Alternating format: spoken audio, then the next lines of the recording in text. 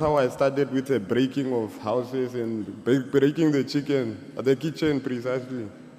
Kodwa ukuze ngicine sengumuntu ogqekezayo ngisho nanemizi yabantu lokho kwaqala esikoleni ngenxa lempilo ebese ngiyiphila ukuthi ngihlale ngigqekeze ikhishi lasesikoleni.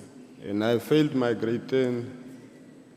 So when I failed my grade 10, I went to the streets. Ngesizathu salokho impilo ebengiyiphila ngagcina sengufeyila grade 10 standard 8 ngagcina senguphila. And that's how I started now, the street robberies and the stealing of people's things from their houses. Khona lapho ngase ngisiyeka ngishiya phansi isikole ngase ngiqhubeka nempilo yobukhotheni ngaqhubeka ngagqekeza ngabamba abantu inkunzi. So at the age of 19, I did murder for the first time. Manje ke eminyakeni ewu19 ngakhipha isidumbu. I was sentenced to 10 years in prison, but I served 6 years and was released on parole. Ngaboshwa ke ngase ngiboshwa ngigwetshwa umnyaka ewu16 kodwa ngenhlanhla nangokuthola ushwele khona ngaphakathi ejele ngagcina sengidonsa iminyaka ewu6 ngagcina esinye isigwebo ngasiqedela ngaphandle. So when I came out, I became a jack of all trades, a master of none, doing every kind of crime. Lapho sengiboshiwe ngafunda zonke izinto engasile ejele utho singenza zonke izinto engasile kodwa ngingakwazi ukuthi ngibe umuntu owenza izinto ngendlela eright. I smoked from marijuana to mantrax to rocks. Let me say those are the main drugs that are in Namibia. Lawo ma drugs ke noma lezo idakamizwa aseyibalile izona idakamizwa kuyizona agcile kuzona kakhulu okuyizona idakamizwa futhi ezidumile nezidla ubhedu eNamibia. So as I was using drugs and at the same time doing robberies, and these prison gates became my second home, let me say. Manje ngendlela athi ngingena ngakhona ejele ngena ngiphuma ijele ngibe sengilithatha njengekhala lami lesibili ngoba bese ngihlala njalo singabi sithi isikhathi ngingaphandle ngihlala kancane ngaphandle ngibuyele ngaphakathi. I also went on to scam people through their phones. I was also playing a witch doctor role. 1 year I was a witch doctor. Khona futhi ngaphakathi ngafunda ukuthi ngikhwabanise izimali zabantu ngocingo ngoba ngiyakhumbula nje khona isikhathi empilweni yami la ngeke ngazenza khona umuntu oyinyanga ngesiyona ngisebenzisa ucingo. But most of my things, I liked robbing and stepping people. I would not step someone one time. I would step maybe a person 10 times. Bengithanda kakhulu futhi ukusebenzisa isikhali esiwumese. Ngalendlela ukuthi umuntu mangimgwaza bengamgwazi nginxebe lodwa noma amabili kodwa bengimgwaza amanxeba eza la ko10 noma ngaphezulu. So people started paying protection fee in the city where I was staying, just for me not to rob them or be naughty to them. Manje ke khona eVindhoek la ngithe ngikhulele khona bese kuba khona abantu engenza ngabe imali ngoba bengikhokhela ukuthi ngibe umuntu ozobavikela ngikwazi ukuthi ngibalwele la kunesidingo khona ngasengenza imali ngaleyo ndlela. So all these crimes that I was doing, that made me become the general of the criminal force in my country. Manje le ndlela bengiphila ngayo nangendlela bengenza ngokugebengu ngezinga elimangalisayo ugcine sengumuntu othathwa njengojenene wegebengu khona eNamibia. Yeah, my parents would always talk, but I always told them I'm a committed criminal. I was too stubborn and hard-headed. Manje abazali bami behlala njalo bengikhuza bezama ukuthi bangiqwashise bengibonisa ukuthi ngiyeke lempilo kodwa impendulo yami kubona bengihlala njalo ngibatshela ukuthi mina ngiyinikele kulempilo futhi akusekho ukubuyela emuva. Yeah, so I did a lot of crimes, some of them which I was not even arrested. Some of them I paid officers. Ngenze amacala amaningi kakhulu amanye uthola ukuthi sengiwenzile awangibophisi ngenxa ukuthi bengikwazi ukuthi mase ngenza imali ngihambe ngiyogwaza ngibanikeze ukuze bangakwazi bangibophe. And a lot of friends of mine that we were doing together this work, a lot of them died. Some of them died in front of me. Some of them died while I was in prison. abangani bami abaningi engenze nabo lezinto noma lobugebengu abaningi abasekho emhlabeni, abaningi babebulawa noma babefa phambi kwami ngibabuka, abanye ngaphuma ejele sengizwa ngombiko nje ukuthi abasekho emhlabeni. So I thank God for giving me a mother who was always a prayer warrior, who was always praying for me. Ngiyambonga kakhulu uNkulunkulu ngongipha umama omthanda kakhulu uNkulunkulu oyikholo behlala njalo engikhulekele nginxusela enkosini. So before I came to the house of the Lord, I won 14 cases. Before after winning these 14 cases, I decided to go to my mother and tell her, because she was always calling me to come to the house of the Lord, but I was telling her it's not my time yet. Kukhona amacala ke awu14 engangibekwe wona engangithweswe wona. Kuthe mangabeke uNkulunkulu esengisizile ukuthi wona wonke lamacala awu14 ngiphume phambili. Ngase ngihamba ngiya kumama wami ngoba ngaso sonke isikhathi oba sengishilo umama wami behlala njalo engikhulekele nginxusela enkosini. So October 2022, 25 October 2022 is when I won the 14 cases. I was almost like a headline in my country's newspapers, the Informantes, the Republican, the Namibian newspapers. Manje ke ukuphuma kwamphambili lamacala awu14 engangithweswe wona angakwazi ukuthi angigwebe. Kwakumhla ka25 kuOctober 2022. So I went to my mom and told her my time has come to go to the house of the Lord. Emva kokuba sengiphume phambili lamacala ngase ngihamba ngiya kumama ngiyomcela ngiyomncenga ukuthi ngiyafisa ukuthi ke ngiye endlini yenkosi. Yeah, that's how my mom found out about Kwasi Sambadu, because back in my country I could not grow spiritually. I didn't know anything about the Bible. That's how my mom found out about this place and brought me here. Manje izeke noma kade sengumuntu ondabuzekwayo odumile owaziwayo ngokuphila impilo yobugebengu ezweni lakithi, kodwa emva kokuba uNkulunkulu esengisize ngalendlela ngahamba ngomtshela umama ukuthi ngifisa ukuza endlini yenkosi. Kwabaye ngaleso sikhathi lapho umama wami wakwazi ukuthi ahlole athole kabanzi ngalendawo. So I thank the mission for opening my spiritual eyes and opening my spiritual mind to start seeing things from a different point of view. Ngiyambonga kakhulu uNkulunkulu ukuthi ngithe sengifike kule ndawo ngakwazi ukuthi kuvuleka amehlo ami okomoya ngibuka izinto ngendlela ehlukile kunendlela ebengibuka ngayo impilo ngaphambili. So above all, there were times I was also missing home where I was trying to go back home, but I thank my counselor, Mama Kwela, and Aunt Mukulu, Lydia Dube. They were very encouraging and trying to make me understand that I should stay and grow spiritually. Ke kwaba khona ke ikhathi ezininganyana la ke kwafika khona enhlizweni yami ukuthi ngikhumbule ekhaya emuva.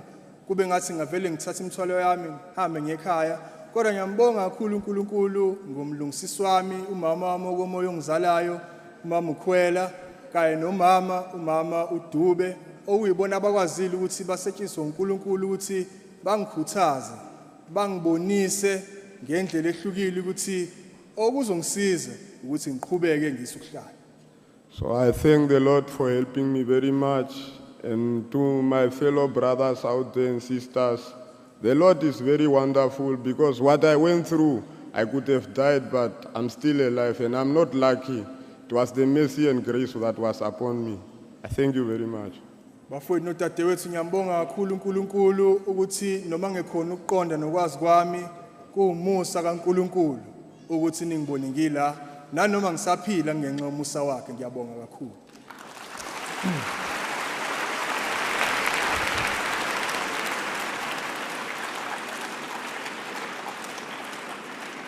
So we're very thankful to hear what Lucky has shared with us. Siyabonga kakhulu ngalokho umfowethu Lucky asesidlulisele khona. I'm glad to have met him one day as I was walking through the mission and we got to know each other. Ngiyabonga nje ukuthi ke kwathi einsukwini ngakwazi ukuthi ngihlangane naye sazane kangcono. And I was just reminded of what Mr. Bosman said yesterday evening if I'm not mistaken, and also Baba Dube, that God's work is going forward and continuing here at Kwasiza Bantu Mission.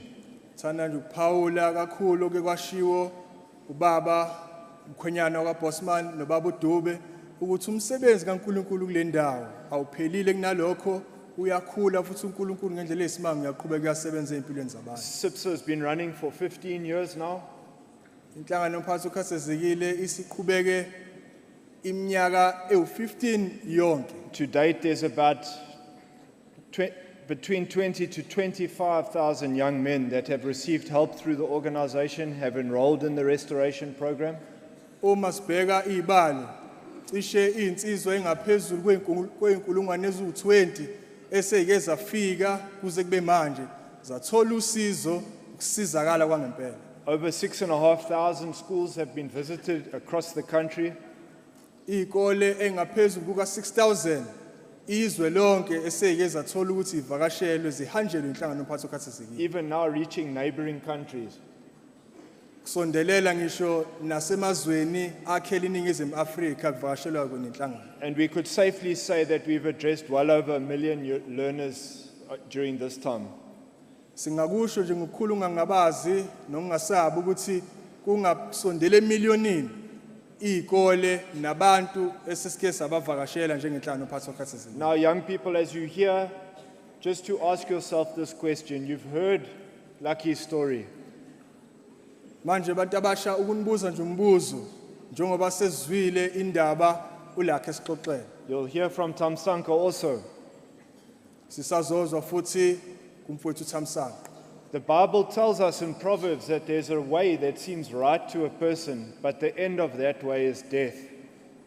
IBhayibheli liyasitshela ngendlela ecacile ukuthi khona indlela ebonakala ilungile kodwa isiphetho sayo kungukufa. We heard how Lucky almost lost his life because of the decisions that he made.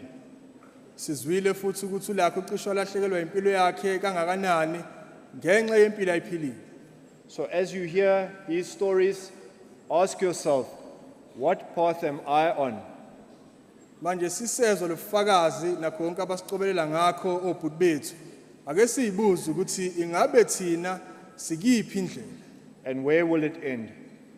futhi isiphetho sayo sikuphi. So we'll hand over to Tamsanqa, please, also to share with us that which he has on his heart. So nikela kumfowethu Thamsanqa asicobelele ngalokho anakho enhlizweni. Sanibona. Greetings. Igama lami nguThamsanqa Sibongo kwaMpanza. That's my name and surname. Ngizalelwe elokishini lakaMashu kwaL. That's where I come from the L section. Namhlanje angizeli ukuzothula itestimony yami kepha ngizobonga esengisizakale ngakho la ekhaya. Since ngafika ngo2019 ngizobonga uNkulunkulu ngento asengenzele yona.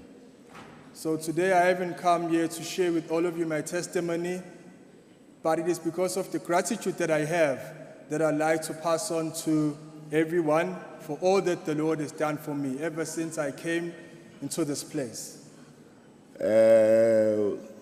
Ngafishane nje ngizozama ukuthi ngithi qaphu itestimony yami kodwa bengaqondile ukuzo testimony. Impilo yami yaqala ukulimala ngineminyaka ewu10. So even though it was not my plan to share with you my testimony, but just briefly, I'll share with you that my life started to get ruined from when I was 10 years old. Bengumntwana onenhliziyo embi, ongalaleli, uthanda nokulwa.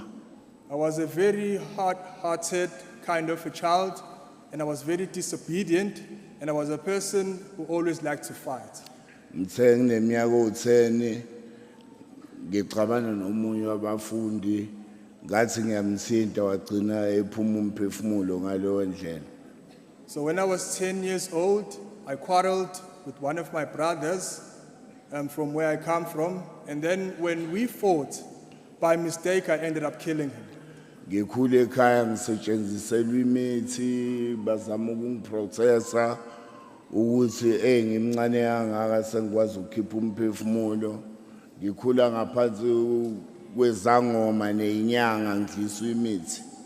So because of that, I found myself having to use witchcraft from a very young age because of the life that I led.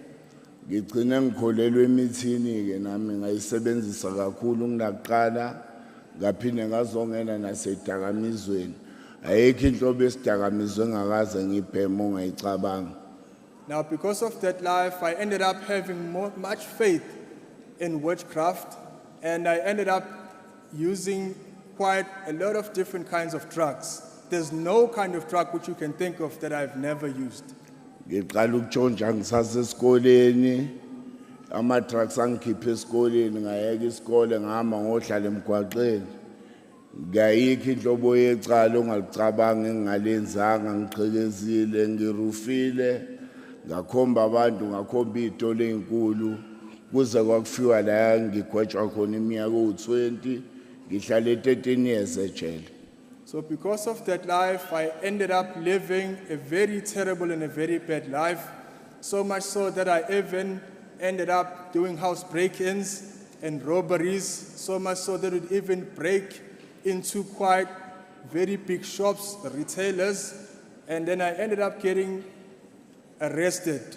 And as much as I was sentenced to 20 years, but I served 17 years in jail. Before ngene ejele bonke abantu enganginabo kwisini badutshulwa bonke bashona lapho. Ngenhlanhla mina ngadutshulwa ngo8 bullets ngasinda mina ngedwa ngagwetshwa iminyaka ewu-20 ngihlale 13 years ejele. Umusa kaNkulunkulu ngithema ngifike ejele ngajoyina isathanism, ngangazi ukuthi ngijoyina usathane, ngajoyina amagenge, igenge yama-26. So as much as I was sentenced to 20 years, but I served only 13 years in prison. So before I was sentenced into prison, all the people that we were with when we did these robberies and these break-ins, they all got killed. And then I ended up getting arrested all by myself.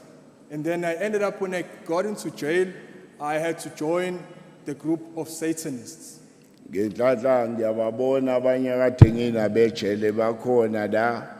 Ngiyambonga uNkulunkulu akwazi ukuthi nabo abalethe la bezobona la engasizakala khona. Ejele nakhona ngifike ngahlupha, ngadluliselwa emajele ahlukene ngoba bese ngithathe nenombolo, ngikwazi ingane zabantu ejele, ngijoyina nosathane ngingazi ukuthi ngijoyina usathane. Awubeke inombolo igazi ungalichithanga. Ngikwenzile konke obekufanele kwenziwe ejele. So I'm very grateful and thankful to see amongst us those that I was with whom in jail, so that they could come and experience that which I've experienced, that which I'm continuing to experience, and that they also may be able to have the privilege of receiving the same help that I've received. And what also happened is that when I was inside in prison, I had to join not only the Satanist group, but also the Numbers group, so which you could not join having not spilled blood first. So I had to first spill the blood so that I can be able to join the Numbers gang. Ngithema ngibuye ejele abazali bami bese bengasekho emhlabeni, kwacaca ukuthi kufanele ngiyiphandele, ngaqala phansi ngabuyela ebugebengwini, ngaphema kakhulu ama-drugs. Kuze kwafika la ukuthi khona amaphoyisa angabisaboshwa ngibulawe, ngafika la ekhaya ngo-2019 nginamacala u-57. So what happened was, after imprisonment, when I came out, I found out that my parents had passed on. So when I came out of jail, I had no parents, so I had to now start to fend for myself so that I can be able to take care of myself. So what happened was, I ended up committing quite a lot of different crimes and ended up getting more involved into criminal activities, so much so that I ended up being charged with criminal charges, 57 of them. Amanye amacala bengiphiwa wona sengila ekhaya, makwenzeka irobhali ngaphandle bangichaje icala ngila emission. Kodwa ngomusa kaNkulunkulu from 2019 ngwahambile ama-case onke, kwaze wafika la kulonyaka lo Ndayithiwa wawithrowe khona nawa ngoba ngiyazi abantu abaningi bayathuka makuthiwa amacala amangaka u57 ngaginqa neyithupha ngenza iclearance kwaze kwabuya lesitifiketi sibuye ePitoli kathiwa ngitholale ngingenacala wonke lo 57 account akade bengicharge wona uthola ukuthi angisanacala bawasulile.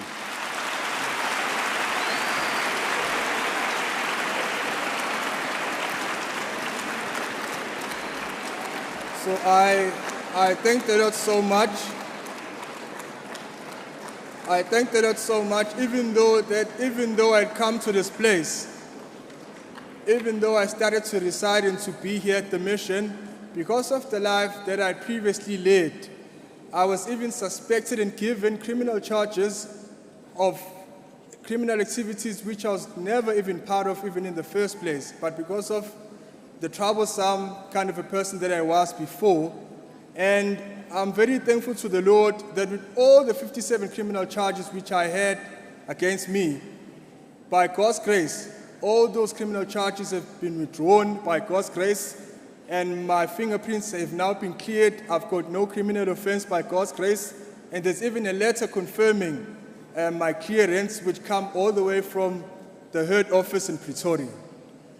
Ya ngizobonga nje kakhulu ukubaba umfundisi wala ekhaya ubaba uSitekeni ukuthi ngakwazi ukumbona esaphila wakwazi ukungithandazela ngibonge nakumntomkhulu ade ngisiza ngomkhuleko manje enkantolo ngibonge noanti Nokuthula ugogo uMamkhiza ade ukuyibona bengilekelela ngokomoya emphefumulweni njalo manje enkantolo noma ngiyaku ngibonge bonke ko-anti abasemeshini nobaba bonke akade bewazi ukuthi sibe nabo ngomkhuleko ney'nkonzo eziba khona zikwazile ukuvuselela umoya wami ngangazi ukuthi ngime esontweni empilweni yami ngithola ubufakazi kanje ngendlela ebenginenhliziyo embi ngayo bengazi ukuthi ngiyoke ngisonte kodwa namhlanje ngikwazi ukuma esontweni ngiyambonga uNkulunkulu ngokuthi ngithola i-second chance empilweni yami ngoba fanele ngabe emhlabeni angisekho sengibonga ithuba lesibili lokuthi ngiphile uNkulunkulu angiphi i-second chance ukuthi ngiphile emhlabeni sengikwazi nokuhambisa isinkwa ekhaya ngiyakubonga lokho ngiyabonga.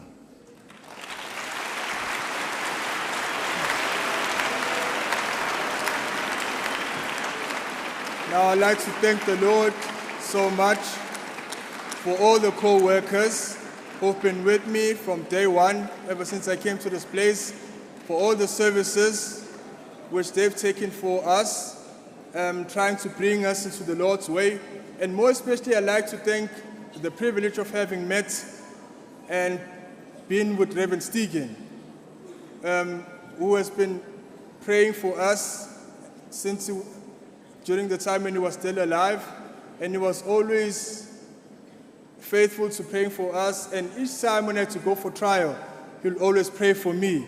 And I also like to not forget Mama Dube, who would also pray for me each time when I have to go for trial, and Aunt Mamkhize as well. I've never even thought at one stage, because of the life that I previously lived, that I can find myself standing before all of you. But I'm very thankful to the Lord that I've been given a second chance in life to live again, even though I lived such a life. Okay, so we will just thank you to my brother for what he shared with us of what God has done in his life. We'd just like to take a few minutes, a few seconds, just to wait for things to quieten down here on the men's side. Siyabonga kakhulu ngakonke uFuthu Thamsanqa sesicobelele ngakho. Mhlambe singathi nje unikeza insizwe ithuba zithi ukwehlisa umsimo. Just before we can continue. Singakaqhubeki.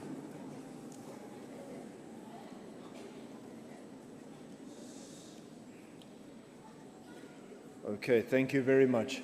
So now we would like to ask Dr. Fleischmann, who's the secretary of the SIPSA organization. She's also one of the elders who's helped and cared for us for many, many years, us who have been helped by SIPSA, supported us along the way. And as she's coming up, I've just been asked to announce that over the next few days on this issue of the biller bill, we actually will provide an opportunity that you can sign petitions here during the next week. We will place those petitions there for you that you can sign your name to go against this closure of the schools in KZN as well as the other problems associated with that legislation. Mhlambe nje singakamnikezi uMiss Flashman ithuba ongunobhala wenhlangano mphathi ukhazezekile